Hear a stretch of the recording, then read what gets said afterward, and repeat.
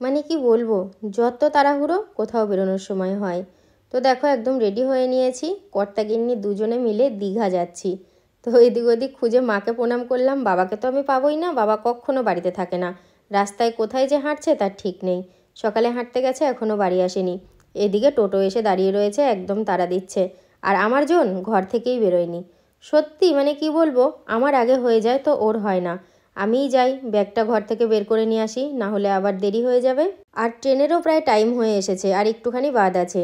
তাড়াহুড়ো করে তো স্টেশনে চলে এসেছি, আর তারপরে ট্রেন আসতে বেশি দেরিও করেনি। সবেমাত্র টিকিটটা যেই কেটে নিয়ে এসেছে অমনি ট্রেন ঢুকে পড়েছে। একদিকে ভালো, অনেক সময় কি হয় অপেক্ষা করতে করতে বিরক্তিবোধ চলে আসে। আর দুজনা দু জায়গায় বসেছি, আমি এদিকটায় আর ও ছিল আমার পেছনের দিকটায়। গাড়ি খুব একটা ভিড় নয়, ফাঁকা ফাঁকাই। তো এবার ব্যান্ডেল চলে এসেছে, ব্যান্ডেল থেকে মানে ব্যান্ডেলে নেমে তারপরে আবার হাওড়া যাওয়ার গাড়ি ধরবো। আর একটানা যদি হাওড়া যাওয়ার গাড়িটা পেতাম খুব ভালো হতো, তাহলে এখানে আর গাড়ি পাল্টানোর ঝামেলা থাকতো না। চাল ভাজার একটা ব্যাপার ঘটে গেছে, ও ভেবেছে যে কোথাও পড়ে গেছে, একদম কোথাও পড়েনি। ও আর আমি আলাদা জায়গায় বসেছিলাম, যে ট্রেনে ব্যান্ডেল আসলাম। এখন আমি বললাম চাল ভাজাটা নেওয়ার পরে পিছন সিটে আকাশি জামা পয়সা দেবে। আর এটা তো মানে ডিপ আকাশি, হয়তো অরিজিনালি যার আকাশি জামা তার কাছে গিয়ে দাদা পয়সা চাইছে, আর উনি বলছে যে না। এবার ট্রেনের একটা গ্যাঞ্জাম থাকে, আমি ভাবছি কী ব্যাপার, বলছে যে না না করছে। আর আমি ওই হকার দাদার গলার আওয়াজ পাচ্ছি, দিয়ে আমি উঠে গেলাম, দিয়ে দেখি না চাইছি অন্যজন করছে। আমি রেখেছিলাম হাফ তোমার জন্য, খাও এটা তোমার, পয়সা বাঁচাচ্ছে। তো এবার খাওয়া দাওয়া করে নেবো, প্রচুর খিদে পেয়েছে। মানে আমার খিদেটা কম পাওয়া উচিত, ওর খিদেটা বেশি মানে বেশি পাওয়া উচিত। কালকে ও মামার বাড়িতে 12টার সময় অল্প কটা ভাত খেয়েছে, তারপর থেকে আর মানে দুপুর রাত কোনো টাইমেই ভাত খাইনি। কেমন বোকামো করেছে দেখো, কালকে রাত্রে রুটি তরকা কিনে এনেছে, আমি ওর জন্য ঢাকা দিয়ে রেখেছি বাইরের টেবিলে। আর ওর খাবারটা যেহেতু ঘরে থাকে, ভেবেছে কি যে ওর খাবার নেই। কত রুটি তরকা আমরা কি খেয়ে ফুরাতে পারি বলো? আমাকে ট্রেনে মানে আস্তে আস্তে বলছে, আমার এত খারাপ লাগছে। মানে কাল দুপুর থেকেও না খেয়ে, আমরা তো তাও দুপুরে বিরিয়ানি খেয়ে এসেছি। তাহলে তুমি এখন তখন লঙ্কা রয়েছে, লঙ্কা খাও। চলে এসেছে খাবার, অনেক রকমের আইটেম রয়েছে। উফ বাবারে, হোটেলের রান্না, একটু তো তেল ঝাল চকচকে হবেই। আর এইগুলো খেয়েই তো আমার পেটে অশান্তি তৈরি হবে গো, কিন্তু খেতে ভালো লাগে। দোষপুরাতে আমার হাতেও 1 কাপ চা ধরিয়ে দিয়েছে, বলছে শুধু আমি খাই, আর ক্যামেরা অন করে শুধু বলো আমি খাই। এবার দেখো তুমি খাও, সেটা সবাইকে দেখাচ্ছি। 2 প্যাকেট চিপস নিয়ে নিয়েছি ট্রেনে বসে খাবো বলে, তার মধ্যে 1 প্যাকেট ছেঁড়া হয়ে গেছে। আর দেখো যেই একটু জায়গা ফাঁক আছে দেখলাম, অমনি শুয়ে পড়েছি। এটা আমাদের সিট নয়, এখনও প্যাসেঞ্জার ওঠেনি বলে এখানে একটু শুলাম, খানিকক্ষণ পরে উঠে যাব। কি ভালো লাগছে, ট্রেনের দুলুনি খাচ্ছি আর তার সাথে চিপস, উফ মজাটাই আলাদা। ট্রেনে শুয়ে শুয়ে চিপস খেতে খেতে শুনতে পাচ্ছি শশার কথা। শশার কথা শুনেই উঠে বসেছি, শশা খাবো। কারণ মানে দুপুরবেলায় ভাত খেয়েছি তো হোটেলে, একটু যেন মনে হচ্ছে পেটটা হালকা মানে ভর্তি ভর্তি লাগছে, বেশি তেল ঝাল মশলার খাবার। তো সেই কারণে একটু শশা খেয়ে নেবো। শশা খেলে কিন্তু হজম হয়, খাবার দাবার ভালো হজম হয়ে যায়। আর এটা হলো আমার কর্তামশাইয়ের একদম ফেভারিট জিনিস, যখনই পায় তখনই খায়। আর সিদ্ধ ছোলা পেলে সেটাও খায়। ছোলাগুলো কি সুন্দর অঙ্কুর হয়ে গেছে, বাইরের দৃশ্য দেখতে দেখতে অঙ্কুরিত ছোলা খাবো, ব্যাপক লাগবে। কোনটা খারাপ লাগে? আমার তো সবই ব্যাপক লাগে। তবে হ্যাঁ, এবার কিন্তু চোখে মুখে ক্লান্তির ছাপ চলে এসেছে। সেই সকাল থেকে বেরিয়ে সারাক্ষণ গাড়িতেই রয়েছি। ট্রেনের দুলুনি খেতে খেতে চলে এসেছি দীঘায়, এবার সমুদ্রের দুলুনি দেখব।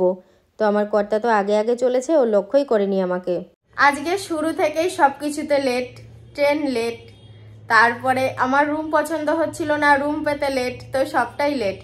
এবার হোটেলে তো একটা সিস্টেম থাকে না, খাবার লেট না, মানে আমার খাবার আগে হবে না, আমার খাবার লেট হবে, ওর খাবার আগে হবে না। আমি এখন আবার স্নান করব।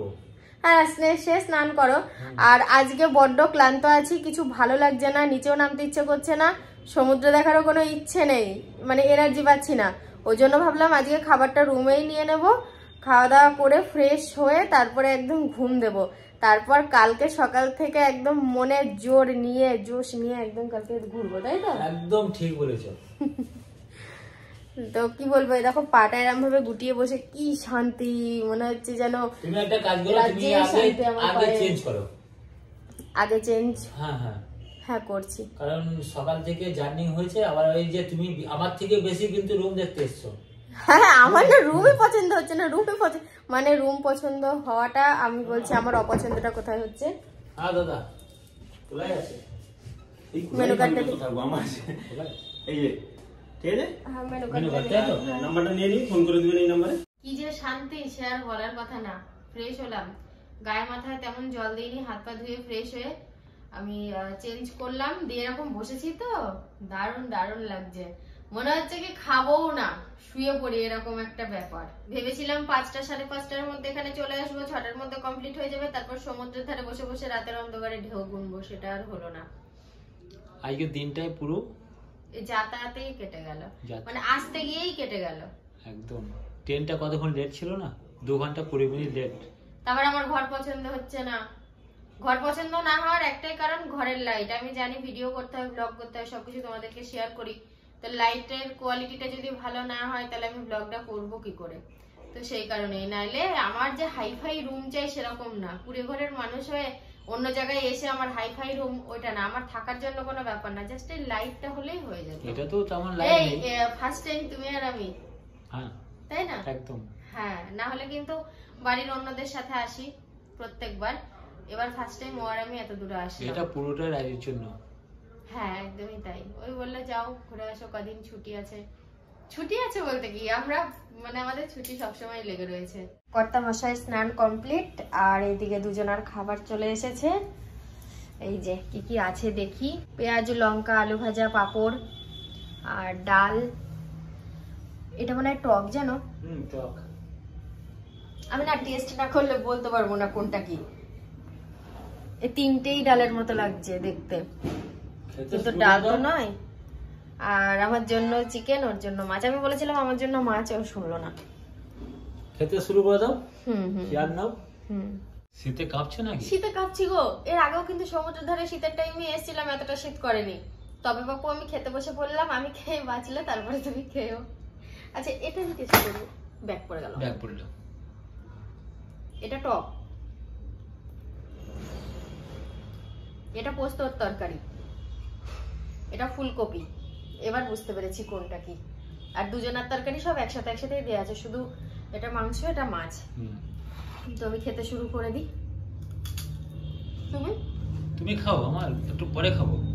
আমি খেয়ে থাকলে? হ্যাঁ হ্যাঁ তুমি খাও তো। তাহলে আর হলো না রাতে খাওয়া তোমার। খাওয়া দাওয়া কমপ্লিট হলো, কিন্তু সাথে গিয়ে বললো না আমি খেয়ে বাঁচলে তবেই খেও, কিন্তু না উল্টোটা হলো, ওকে যা ভাত দিয়েছে সে ভাতটা পুরো খেতে পারেনি, সে ভাত থেকেও অনেকটা ভাত দিয়েছে, ওই ভাতটাও ছিল, ভাতটাও আমি ওর প্রায় দিলাম, কিছুটা আবার ওখানে রেখে দিলাম না। আর বাড়ি থেকে সাথে কি কি ভুল করেছে সেটা আমি তোমাদের বলি।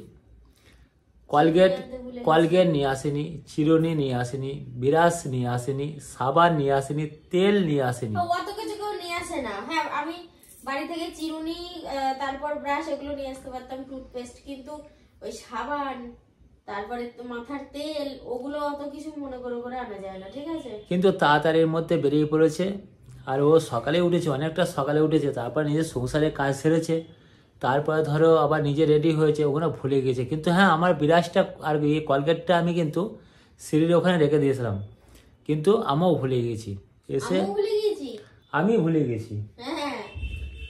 আবার এখানে এসে স্নানটা করতে হবে, তো সাবান নিয়ে আসলাম, সাবান কলগেট বিরাস চিরুনি সব নিয়ে আসলাম, শুধু একটা জিনিস আনতে ভুলে গেছি, তেল। কালকে সকালবেলা নারকেলের তেল নিয়ে আসতে হবে, এখন স্নান করলাম। বারবার বলছে তুমি যে স্নান করবা তোমাকে নিয়ে আমাকে ভুগতে হবে, তুমি আগে স্নানটা বন্ধ করো। কিন্তু গরম জল তো অসুবিধা কিছু হয়নি, সমস্যা আছে, গরম জল হলেও ঠান্ডা লেগে যাবে, নিজেও ভুগবে আমাকেও ভুগাবে তার সাথে। না না কালকে আবার সমুদ্রের ধারে ঝাপাঝাপি করবো। বাবা সমুদ্রে ঝাপাঝাপি তোমাকে সেভাবে নামতে দিল তো আমিও কিন্তু আর তোমাকে বেশি নামতে দেবো না, ওই 1 হাঁটুর মতো ঢেউ ভাঙবো। ওই 1 হাঁটুর মতন কি ঢেউ ভাঙবা? ওই 1 হাঁটুর মতো জলে ঢেউ ভাঙবো। জলে? তাই বলো সেটা। তাহলে কি বন্ধুরা, অনেক তো মানে জার্নি হলো, তাহলে আজকের মতন ভিডিওটা এখানেই শেষ করি। সবাই ভালো থেকো, সুস্থ থেকো, দেখা হবে নতুন একটা ভিডিওর সাথে। দেখতে কিন্তু ভুলো না। টাটা।